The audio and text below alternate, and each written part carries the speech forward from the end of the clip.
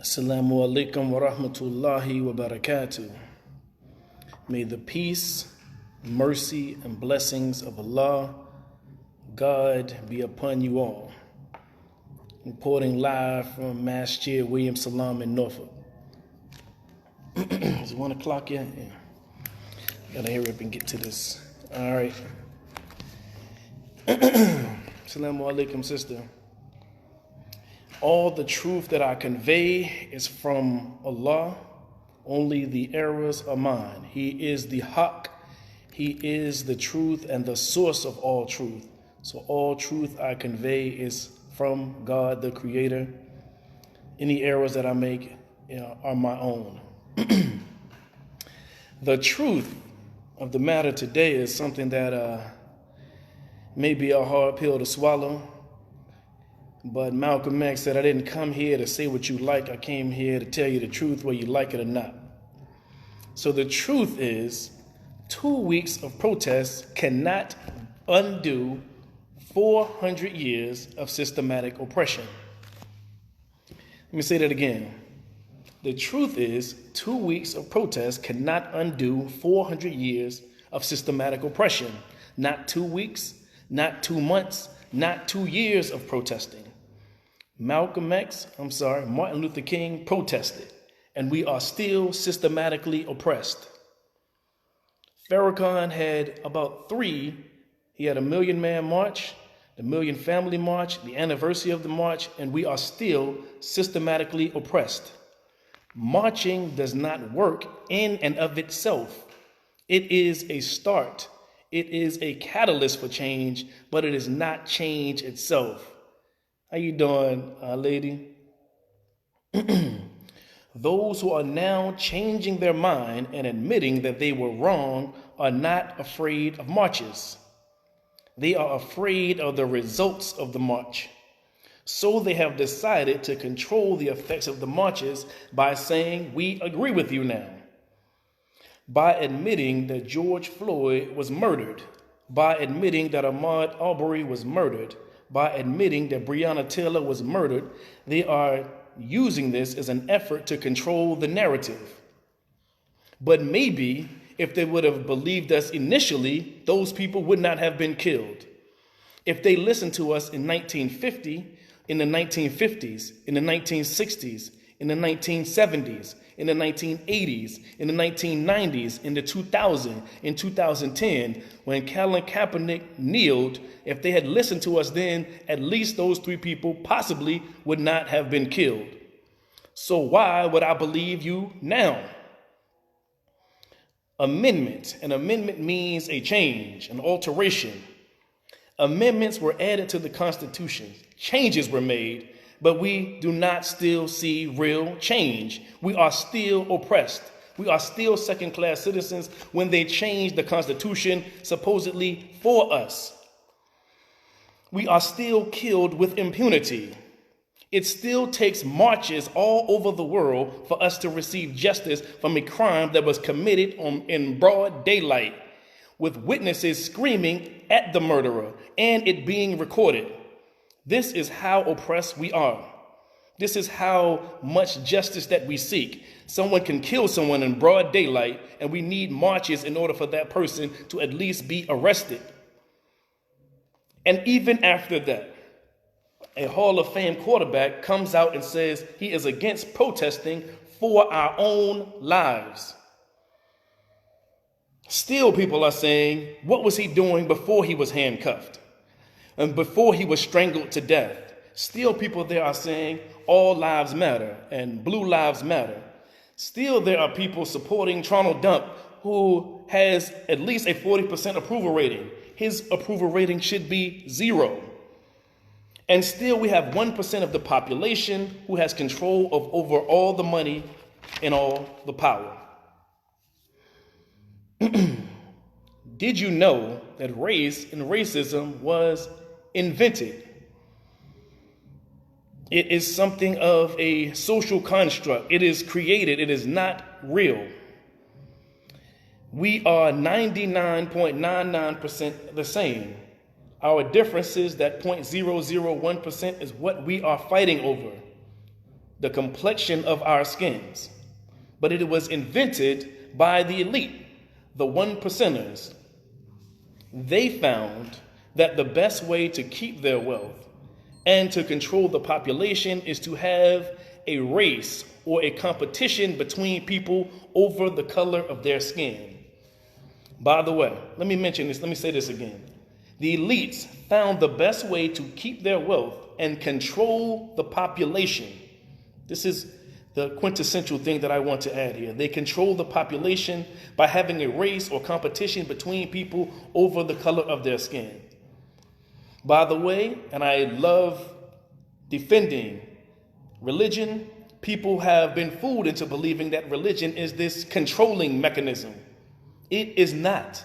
It is a self-controlling mechanism, if you want to put it that way. You decide what religion you will follow and to what degree you will follow that religion. Real control is control over other people. And that is the problem. Controlling the resources means you can control other people. All people who don't have control and power and access over resources. So the elitists decided or convinced the white population hundreds of years ago that they are not elite because of the criminal element, the lawlessness, or the laziness of black and brown people. When in reality, they will never be rich. They will never be elite. They will never be powerful because the black and brown people do not control the resources. The 1% does. If black and brown people, if the world was extinguished of crime and everyone was productive and worked hard, people still would not become wealthy because the 1% controls the abundance of the wealth and resources. So they are the people to blame. And that is not going to change with a march. The 1% will still control the wealth and resources after the marches dissipate. There are enough resources for everyone, but there is one group hoarding all of it. They got their wealth, their power from slavery, from colonization, from crime, and from theft. But they have left the rest of us fighting for those crumbs. As long as they distribute the wealth, they can dictate people's behavior. That behavior will be perpetual and continual racism to keep us controlled. What it takes from everyday people is to deny, what it takes from everyday people to end this cycle of racism is to deny and reject their privilege. But they will not do that. Do you hear me? People will not reject and deny their privilege. The majority of people won't. If my brother owns a business and I need a job for my survival, for my family, it doesn't matter if someone else is more qualified. I'm going to get that job. It would take a deep moral compass and guilt and empathy for me to reject that privilege. Most people will not reject that privilege, and the elitists know this. So they know racism will continue after these marches. So in the confines of the social construct called race, the darker pigmented people have to create opportunity for themselves. The economic system that preceded capitalism was feudalism. This was in the West, and the Catholic Church controlled the economic system. At that time, the Jewish community was discriminated against. They had this stereotype that they were really good with money, almost to a degree that they were shady with money. So the Catholic Church relegated them to jobs dealing with finances and banking. Similar to how African Americans are seen to be good entertainers and athletes. We are relegated to being entertainment, whether it's football, basketball, baseball, boxing, singing, or dancing.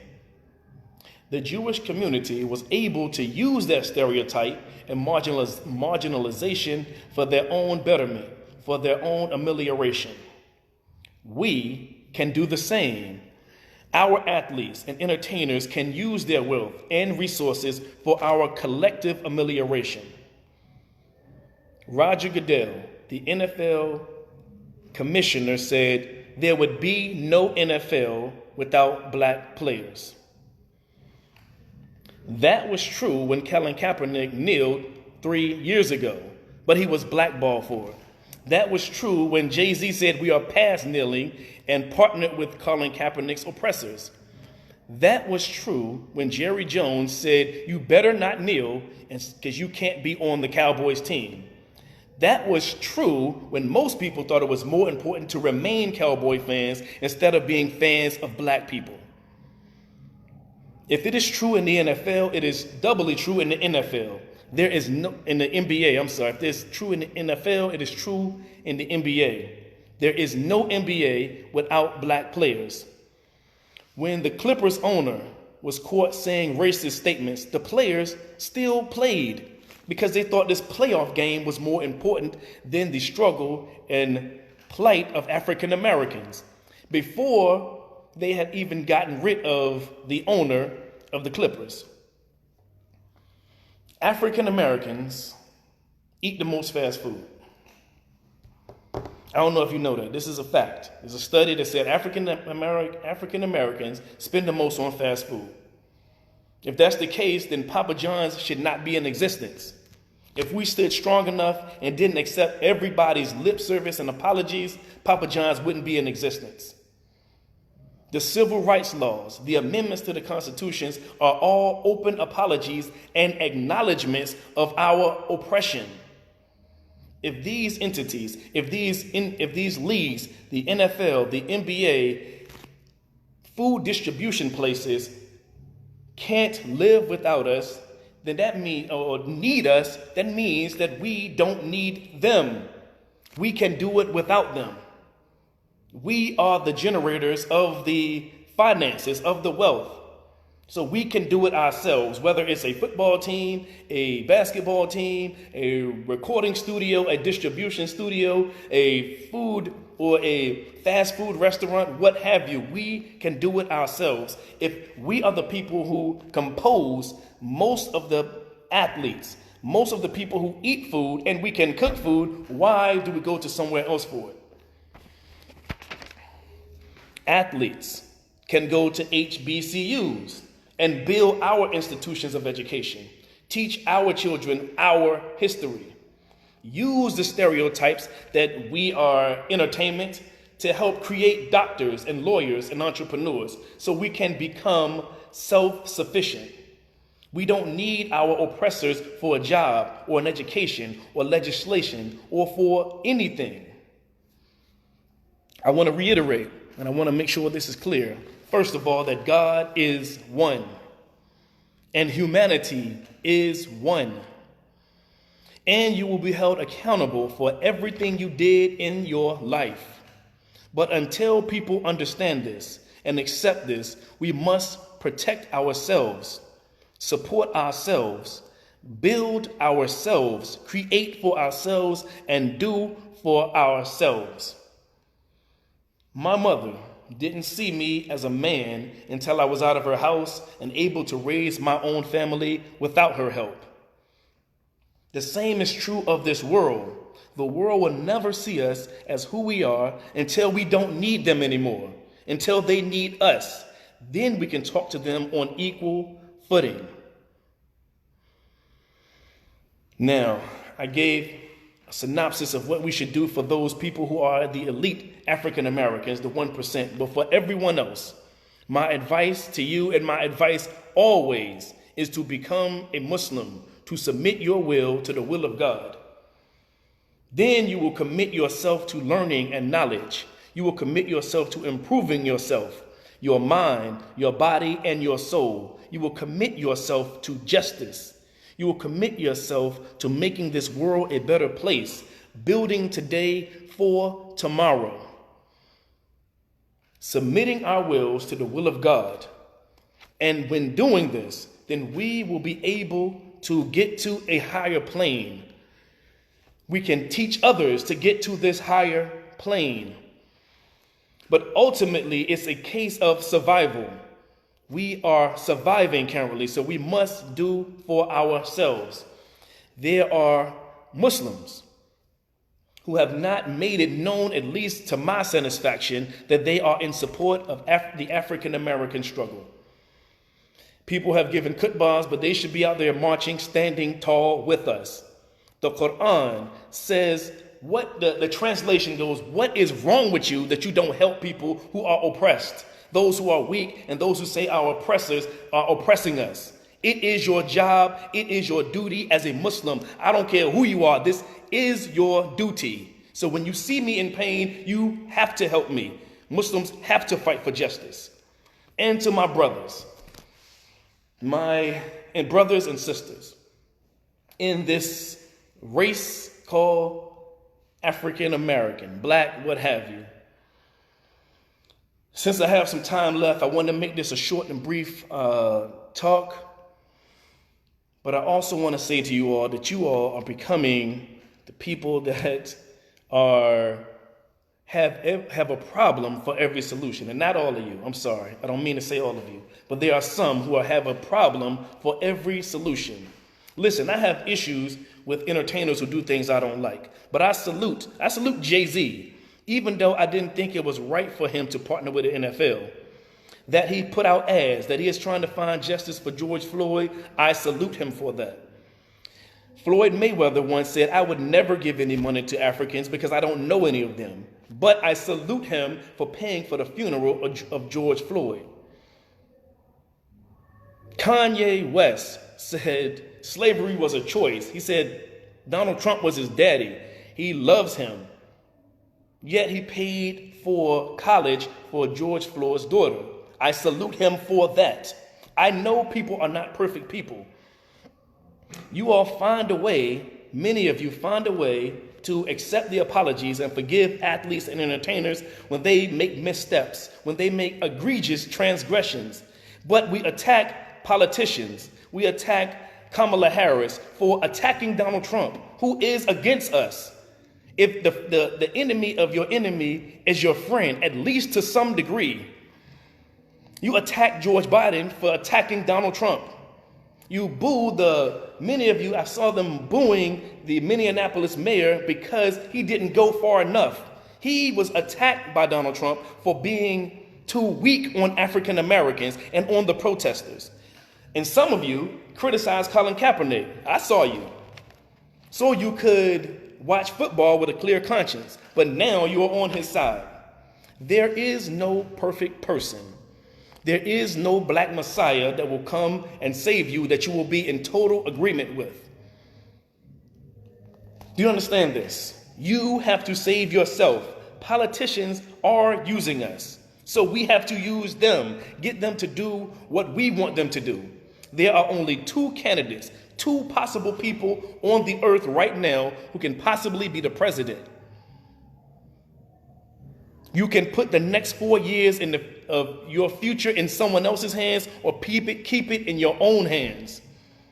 Stop being people who are only naysayers. Find a solution and you go with that solution. I have apologized to people for going about a solution that I did not agree with. Because ultimately we are trying to get to the same conclusion.